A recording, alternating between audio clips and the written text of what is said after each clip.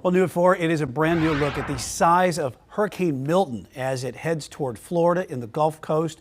This is video from the International Space Station today, a time lapse as it passes overhead.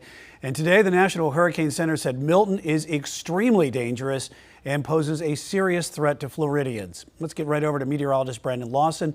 Brandon, we also have some new data that shows Milton will make landfall at high tide in the Tampa area. Yeah, and that's just going to enhance that storm surge for them. And we're already talking about Tampa Bay possibly seeing 10 to 15 feet of storm surge, but that could increase that storm surge even more for them as this makes landfall late tomorrow. And look at Hurricane Milton now. You can actually see the eye of the storm. Notice how over the last few hours, the eye has just cleared out. So all those thunderstorms around the eye have cleared out. That's a sign that this storm is strengthening. It's up to 155 miles per hour with sustained winds. So it could possibly become a Category 5 storm as we go later into today, and only 2 other storms have done that in the Gulf of Mexico. This storm already reaching historic levels before landfall tomorrow. Just yesterday, late last night, reaching a pressure of 897. That is actually the top top 5 for Atlantic Basin hurricanes. So it's already a top 5 hurricane based on strength. Wilma is the top by pressure at 882 for millibars back in 2005. So Category 4 storm. Want to go ahead and track this storm for you here.